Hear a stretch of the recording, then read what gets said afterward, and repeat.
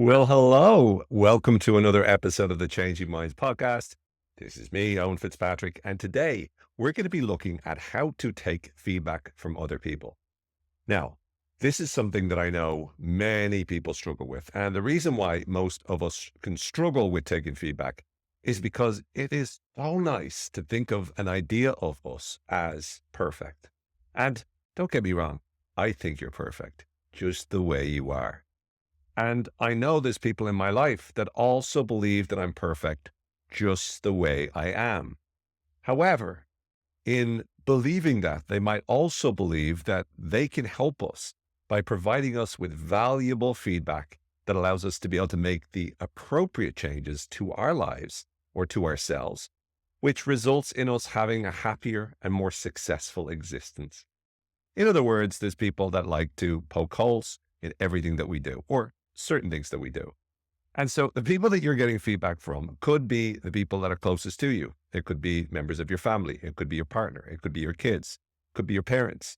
For a lot of people, they will always describe their parents as being a big source of feedback. But there's also feedback that we get in a professional setting. We get feedback from our bosses. We get feedback from our team members. We get feedback from the people who report to us sometimes, although that's a harder type of feedback to deliver. Therefore, we don't get it as often. But nonetheless, it's imperative as a skill, whether it's skill for life or a skill for your professional life. It's critical that you learn to be able to take feedback as effectively as possible. And so what I wanted to do in this session, listen to me talking to you as if I'm speaking about a session that we're doing, like you're in therapy with me. That's a terrible way to describe a podcast episode, which is obviously right up there as one of the most enjoyable parts of your week. Am I wrong? Well, please feel free to give me feedback. And if you can type up an email and just delete the email once you've typed it up, all the feedback you have, and then just delete it. See, that's not a very good way of taking feedback. Immediately, I'm telling you that I don't even want any. But if you do have feedback sincerely and you feel that it would make the podcast even better, please feel free to email me and let me know. It is important for me that this becomes as valuable to you and as fun to listen to as possible. And that is why I'm open for feedback. Now, you also get feedback online from trolls. And by trolls, I mean people who are delivering feedback with nefarious intentions in mind. I'm not 100% sure if I've used the word nefarious in the right way there. Nonetheless, malevolent, that's better, malevolent. For malevolent reasons, sometimes people will deliver feedback to you. And their aim is not to help you improve or to empower you or to do any of that stuff. Instead, their desire is to see if they can bring you down a peg or two. And so what I want to do is talk about all types of feedback, when it's appropriate for us to listen to feedback and when it's not, so that you can ensure that you're a lot more effective at being able to take feedback in however it's meant, in the most useful and most valuable way. So first and foremost, let's talk about handling positive feedback, my favorite type of feedback. And this is when people tell you about something that you're doing and talk about how great you are. And so oftentimes when people give you positive feedback, it feels good, right? Doesn't it feel good when someone says, oh my goodness, oh, you are so good at this, or, oh, you look so great today. Or, oh, wow, I love how that shirt brings out your eyes. Oh, all those kind of nice things that people can say to us. It makes us feel good. And so let's talk about handling positive feedback, because there is actually a poor way of handling positive feedback. And in many ways, the poor way that we often can have in terms of handling positive feedback is by ignoring the work of Professor Carol Dweck of Stanford University. Now, Professor Dweck, as many of you'll know, and we even did a podcast episode of this back in the day, on the growth mindset. And the growth mindset is what Professor Dweck shares as being the belief that people have about their ability to be able to improve and get better. And so what we need to be able to do is we need to be able to recognize how this growth mindset works, specifically in this case, when it comes to positive feedback. And so if someone delivers positive feedback to you, then it's really important that you avoid the tendency we sometimes have to fall into complacency. This means avoiding this tendency to accept, well, I've got the positive feedback, therefore I'm probably great at this, therefore I don't need to work anymore at this. And it stops us being diligent and vigilant in ensuring that we maintain the same standards as before. So someone says, oh, that was a great episode, Owen. And then I start to phone it in because I think to myself, oh, well, this is easy for me. I'm going to be great. I don't have to work on it. So instead of doing that, what we want to be able to do is we want to be able to focus on specifically what the feedback was targeting. In other words, what's really great about positive feedback is we want to be able to ask the question specifically, I'd love to know more in terms of how was this good? How is this valuable? Which parts of the episodes did you like the most? And by doing so, it provides me with the opportunity to be able to consistently execute in that way. In other words, I can keep on creating in that kind of manner. So I'll continue to be able to communicate, continue to be able to record the podcasts such that I'm maintaining a high standard, as opposed to generally just taking the confidence hit. Because one of the benefits to positive feedback is it does increase our confidence. It makes us feel good. And that's a good thing because confidence by itself can also be advantageous to our improvement. If you feel confident in something, that can end up becoming a self-fulfilling prophecy because the confidence makes us feel good about ourselves. And as a result, we're more likely to fire on all cylinders whenever we're doing what it is that we need to be doing. And so what I guess I'm saying here is that by taking positive feedback in, and by then using that positive feedback in such a way that you're getting specific about it, it will allow you not only to benefit from the actual confidence that you get, but also provides you with a way of focusing in on specifically how you can continue to improve. And by doing so, it can allow you to start to build up some momentum. And as you build that momentum, it enables you, as you continue to go through, to consistently perform at the highest level possible, which is, of course, the aim. So the next time you get a bit of positive feedback, say thank you, smile, let them know that you're grateful for the feedback, and then ask them a question. I'd love to know more. Could you be specific about what you liked exactly? And some variation of that question should hopefully provide you with more really good information that you can then leverage moving forward to ensure that you keep at that high level. You ensure that you're building momentum and your aim is to continue to eclipse your own wonderful performance. So therein it lies the ability or the secret for you to handle positive feedback. Now that we've gotten the nice one out of the way, let's turn to the other type of feedback, which is constructive feedback. I'm going to give you some constructive feedback now. So what is constructive feedback? Well, it's kind of also known as negative feedback. In a nutshell, it's when someone gives you feedback about what you need to change, or someone gives you feedback about what you need to do differently. And the aim of calling it constructive is it's supposed to construct something for you. It's supposed to help you. And so with that in mind, let's understand why constructive or negative feedback can hurt us so much, why it stings, why we feel bad. Well, first of all, it's very easy to personalize constructive feedback. Someone says something, and it's very easy for us to think to ourselves, oh, this is about me, I'm no good, and immediately to start to make it so that it's something personal. Instead of seeing it as a behavior, we immediately connect it with our identity. We think to ourselves, oh, I'm no good. I'm not good at this. I knew I was no good at podcasting. I knew I was no good at doing videos. I knew this. I knew that. So immediately we tie whatever they've said into our identity. The second reason why feedback can sting is because oftentimes it leads us to catastrophizing, right? We start to catastrophize. We start to imagine, oh my goodness, they don't like this. What if nobody listens to me anymore? What if I lose all my listeners? What if everything goes wrong? We catastrophize. We blow things out of proportion. And as a result of that, it dents our confidence. It makes us more anxious. And the anxiety itself can, in turn, negatively impact our performance. We can also feel embarrassed. Third thing, so we can feel humiliated or embarrassed when we get feedback, particularly when we get constructive feedback in a public forum. When someone posts a comment on our post on social media or on YouTube, or when someone says something in a meeting in front of everybody, that can actually make us feel embarrassed. And we feel embarrassed, sometimes humiliated. And as a result of that, we can tighten up, and therefore we can avoid risking trying to perform again, avoid risking saying something out loud, avoid risking letting other people know what our thoughts are. And that's problematic itself. A fourth thing that can happen is we can feel disrespected. So we can feel like the person is disrespecting us, is looking down on us, is insulting us. And that in turn can make us angry. And the anger, remember, Fear leads to anger. Anger leads to hate. Hate leads to the dark side, in the words of Yoda. So, you don't want to end up as Darth Vader, do you? You don't want to end up on the dark side. You do not want to end up starting to have those negative thoughts and end up finding out that you've almost killed your son many years later and you chop off his hand, right? You don't want to be in that situation, you know? No way you want to be like that. So in order to avoid that, we need to avoid feeling disrespected. Disrespect can lead to a lot of anger. So we need to make sure that we're avoiding that tendency to fall in. Now, sometimes you might be disrespected, but we'll talk about how to handle when people have negative reasons behind giving you feedback as well.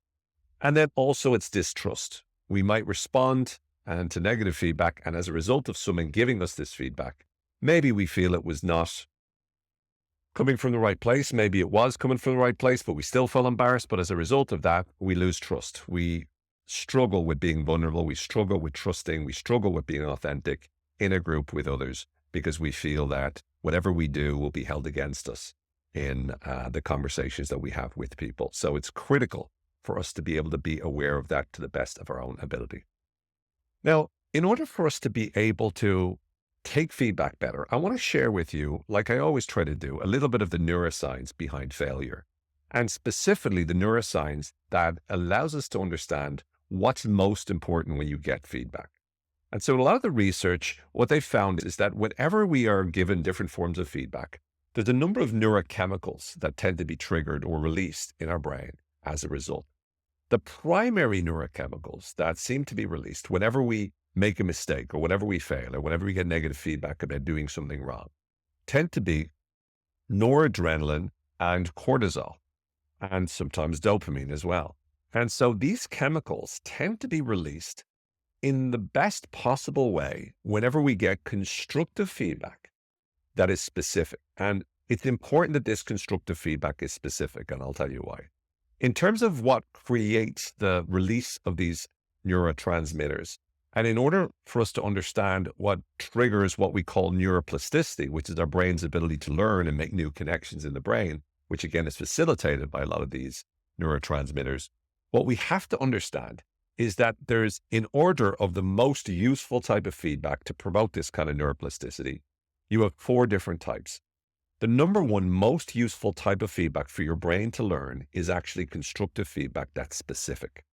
The second most useful type of feedback you can get that is useful in terms of promoting neuroplasticity in your brain is positive feedback that's specific. Now notice what both of these have in common. Specificity allows us to be able to identify exactly what's going on. And so in that moment, it provides us with the information that we need in order for us to make the changes that we desire. The third type of feedback is positive feedback that's more general or more generic. Now, this is only beneficial because it boosts our confidence. And our confidence in turn can affect and positively impact our performance. The problem is because there's no specificity, we don't actually learn exactly what we need to do differently or exactly what we need to keep doing. Instead, we just get a boost of confidence, and that in turn, by proxy, can help improve our level of confidence and therefore performance. And so what we then need to understand is right down the bottom, something that really isn't that helpful. In fact, some would suggest it's counter-helpful. Is that a term? Counter-helpful, counter-useful? Yeah, something like that. Counter-helpful, counter-useful. So it's a nice way of putting it. I like it better than the alternatives, even though I can't think of the alternatives right now, but I prefer it that way. So what can be counter-helpful or counter-useful is negative or constructive feedback that is not specific. Because to a degree, you could even argue that feedback which is negative, that is not specific, is not even constructive, because it doesn't really help us. If someone says to me, "Oh, and you're a terrible communicator," well, that doesn't help me. All it does is negatively impact my confidence, maybe. But if it does negatively impact my confidence, that will then affect my performance, but I won't know what to do differently. All I'll feel is bad about myself, which has never been shown to be effective in helping us improve. And just bringing this back to the growth mindset by Professor Carol Dweck, when we start to see our ability to be able to make changes and we stop, even from a positive or negative place, thinking to ourselves that it's something wrong with us, and instead we start to see it's something we're doing, then we can work on it. And by applying more effort and by learning specifics on what we need to work at, then it allows us to be able to improve and allows us to get better as a result of this. So in order to take what we've talked about, we've looked at why we don't like feedback. We've looked at positive feedback. We've looked at the various different things that happen in terms of the brain for feedback. What's the most useful way that we can think about feedback when we get it? Well, first of all, let's look for how we can change our perception of feedback itself. And that means seeing feedback as literally information that helps us to improve. And with that in mind, the key then is to hunt out feedback. One of the things that people always ask me is, how do I learn what it is that I've learned to do well? So how did I get better at some of the things that I've practiced and worked on? Things like hypnosis, for example, or NLP or public speaking. How have I begun the process of mastering those crafts? And the reality is that I got better at all of them by hunting for feedback. I would look and constantly look for anything I could, especially in the early days of learning, information that would help me to improve. What is it that I need to improve on? What is it that I need to tweak? What is it that I need to get better at? And I would look for feedback from people that I qualified in my own mind as being a good source of that feedback.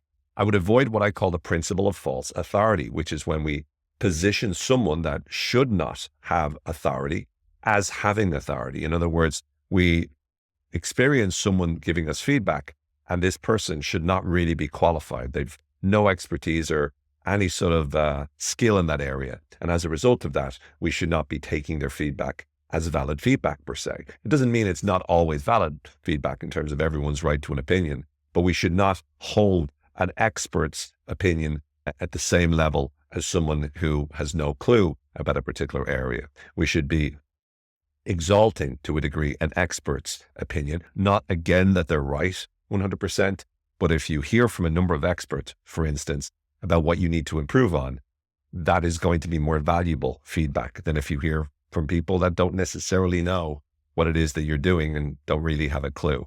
So with that in mind, we need to hunt for feedback from the best possible sources. And this is what I call looking to win feedback. When you master the art of winning feedback, it means that you're seeing feedback, getting feedback as almost like a currency, because it really is a currency that you can use to invest in your future self.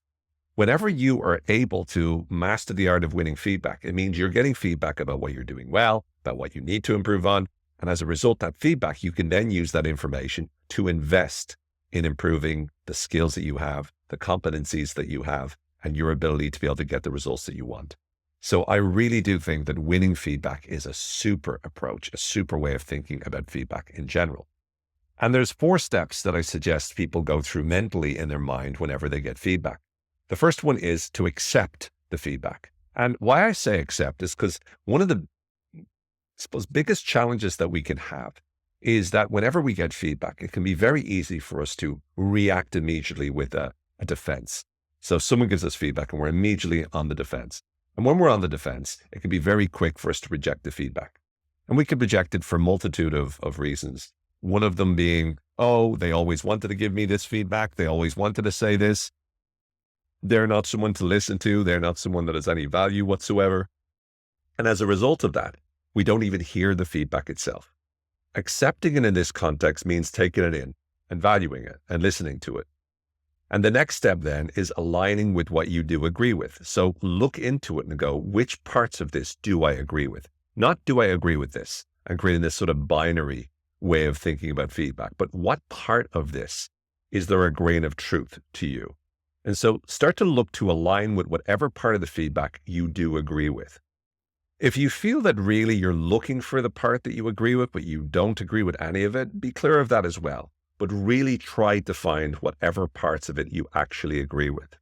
Then aspire to being able to implement this feedback, identify what you want to achieve as a result of implementing the feedback, and finally apply the learning, apply the feedback, figure out what is it that I can do in order for me to immediately apply this moving forward.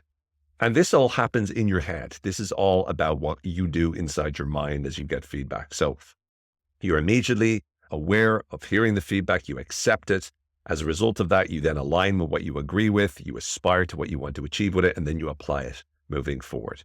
There are 4 key steps that will help you to think differently about feedback, let's say. So what is it that will happen inside our head whenever we get feedback? What are all the things we have to watch out for that could interfere with our capacity to take feedback on effectively? Well, first of all, we have biases, and these biases might be our confirmation bias, where we look for evidence to prove our conclusions are true, or we dismiss evidence that contradicts it. And it could also be overconfidence bias. We think we're so good at something, and therefore we ignore what other people have to say. We diminish or dismiss other people's perspective because of what we call the horns effect, where we don't value them very much. And we start to, because they have a difference than us in some way, or there's something about them we don't like, immediately we dismiss everything that comes out of their mouth. So there's all sorts of different things that could help affect or impact the way in which we take feedback from others.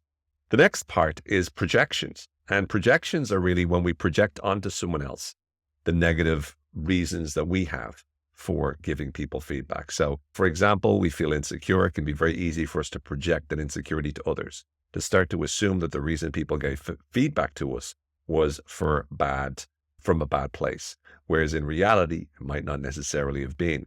Oftentimes we have emotions that immediately take over. So because we feel embarrassed, because we're feeling insecure, because we feel the sense of imposter phenomena, as it's known, as a result of that, our feelings tend to dictate how we reject the feedback we're getting, and we start to feel defensive, or we allow any bit of negative feedback to completely destroy our confidence.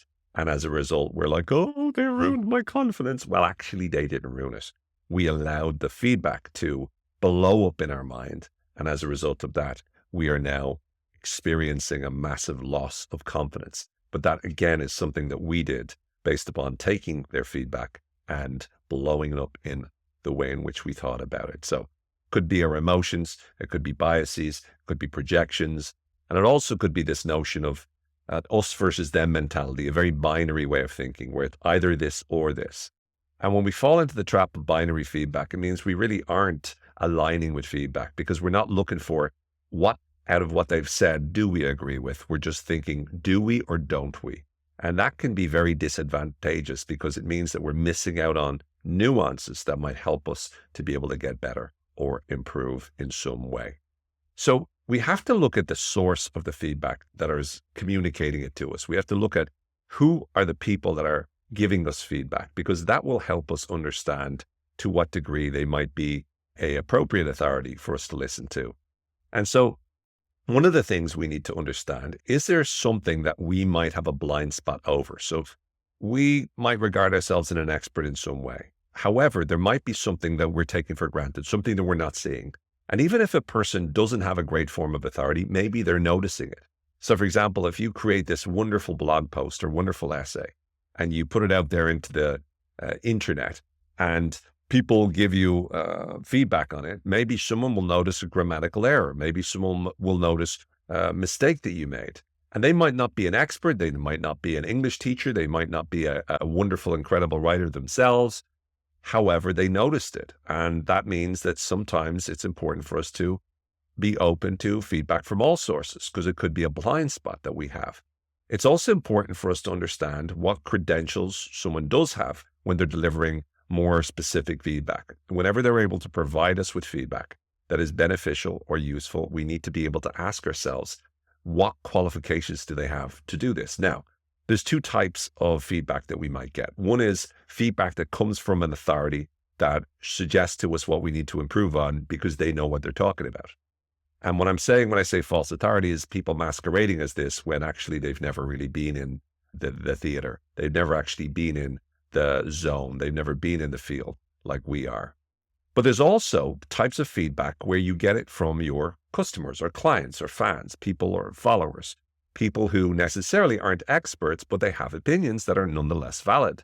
And so once again, if they're delivering feedback about what would be beneficial for them or what their experience was in trying, let's say, to apply something that you shared, we don't discount them because they're not qualified. Instead, we have to listen to those pieces of feedback as well, because once again, they can tell us certain things that we might be missing. So you see, when we're looking at the source of feedback, it's not that you just go, I'm only listening to people who are like this, but you might only listen to certain types of feedback from certain types of people. And you have to yourself be clear about who and what you're going to listen to. You also want to ask the following two questions. Is it specific and is it useful? And generally, most of the time, it won't be very useful unless it's specific. But you want to know, is it accurate? Is it useful? Is it specific? And by doing so, then it can qualify as effective feedback for you to use and leverage moving forward. So once again, thinking through it like this will make it a lot easier for you to be able to deal with it effectively. And then the other thing to mention is how to respond when people actually give you feedback. So when someone turns around to you and says, I want to give you feedback today, how do you respond in the best possible way to make them feel good about the interaction or experience? Well, first of all, you want to appreciate the fact that they came to you with feedback. So I appreciate it. Thank you for the feedback. You thank them. Second of all, you want to acknowledge what they've said in terms of what you align with. So again, just like you've accepted it, you appreciate it out loud. Just like you align with it, you acknowledge the part that you agree with. You ask them for more specific information about what their advice might be. You then set an aim of what you want to be able to accomplish as a result, and then you action it, you apply it in the real world. And by doing so, it means you develop a sort of a habit of responding positively, which in turn will make other people more likely to deliver feedback to you. And then in terms of moving forward, one of the most useful ways to succeed with feedback is to be able to get all of the questions asked right when you're in a situation where you're expecting feedback. And so what that means is you're looking to figure out what is the feedback that you're getting? Why is it that you got that feedback? How specifically can you apply it? And why is it important for you to apply it? When and where do you need to apply it? So you're getting specifics on the how, the when, and the where so that you can do it. When you're successfully applying it, what could stop you potentially? And you're thinking about any scenario that might stop you in the future from applying the feedback that you're getting right now. How will you handle those challenges that might impede your ability to be able to handle that feedback and incorporate it? And then how will you keep yourself accountable moving forward? When you start to ask these questions about what is the feedback? Why is it important for you to make these changes? How can you make these changes? When and where can you make these changes? How will you know you're doing this? So all of these questions are benefiting you in the sense that they're assisting you to be able to use and invest really that feedback in the future actions that you take and the future ways in which you apply the skills that you've been learning. So I want to just finish on one other topic, and that is what happens when you get like negative criticism. And I might do another episode on just handling criticism as opposed to feedback, because criticism is really when feedback comes from a bad place. So what happens when you feel that feedback is coming from a bad place? Well, the first question to ask yourself is, what is there still to learn from the feedback that you're getting? So when you're getting, even if you disagree with the feedback and you think that the feedback is totally wrong, totally inaccurate, and purely driven by the other person's desire to make you feel bad, ask yourself, out of the feedback they've given, is there anything that you can learn from that? And if there is, write it down. And the reason why you want to do that is because you want to extract from the negative things that people say, anything that might be useful for you moving forward. And then you apply that learning or lesson, not because of them, but because you want to apply whatever can help you to get better. So the first thing you do is ask yourself, is there anything that could be helpful or useful in what they've said? Once you've done that, then the next step is to be able to change the way you think about it, and then to be able to make it so that you respond accordingly. Now, my best approach in terms of responding accordingly is just to ignore. Sometimes I'll hide, if it's online, I'll hide the comment from my page. If it's in an email and I feel it's just an attack, then I'll usually either delete the email, block the user, block the sender. I'll usually, if it's online and it's a public forum, again, if I'm convinced that it's coming from a bad place, I'll hide their comment or I'll delete their comment, and then I'll ban them from the page. That's generally the way in which I work. And trust me, I get plenty. I mean, I'm not saying I get them regularly all the time, but I've gotten plenty over my career in terms of people saying things. I've had people conjure up images of who they think I am and then attack that person. And I felt sorry for that person that they were attacking, but it wasn't me, right? It was somebody that it had my name. I'm sure it had my face, but they were convinced that I was this other person. that was very, very far from who I actually am. And these people didn't know me. But once again, what I needed to do in that situation, it didn't mean that it didn't frustrate me or piss me off at the time. But what I needed to do in that moment was I needed to be able to get myself to the place where I wasn't negatively impacted by it. So I first asked the question, is there anything I can learn from this? And then once I'd done that, the next thing I did was look for what is it that I need to be able to do moving forward? How can I benefit from this moving forward? And that allowed me to do so. And then finally, it's what is it that you can do inside your mind that allows you to be able to move on from it? So what you really want to be able to do is you want to figure out what is it that they're trying to do there and really unpack their intentions. They really are angry with you and they want to put you down. They want to make you feel bad. Why? Well, generally, most of the time, I'd argue, it really comes down to someone being massively hurt. So someone is very hurt. They feel very bad about themselves. Maybe it's insecurity. Maybe it's just they feel a sense of loathing for their own life. Maybe they're projecting a bunch of stuff onto you, but they're going through stuff. And whenever you think of that, number one, it takes the sting off the feedback. And number two, maybe it can help trigger a bit of compassion so that when you think of them, you no longer feel that sense of negative response. And so what I try to do, even when I ignore people and when I hide their comment or delete their comment or remove them from the page, what I'm trying to do is find compassion for them, trying to give them the benefit of the doubt and trying to accept that they're struggling. And as a result of that, I'm just collateral damage in their own battle with themselves. And I think that's often useful for us to be able to do in the work that we do every day. So I hope you found that useful. And I hope you found this useful. I hope you found this episode or session helpful. I know I gave you a lot of stuff to think about, but please do take it, use it, apply it, and maybe it'll help you to change the way you believe feedback can impact you. And maybe you'll be able to incorporate the feedback in a much more effective way. For now, take care. Until the next time, may you continue to feel good. May the force continue to be with you, and may you continue to believe better. Bye for now.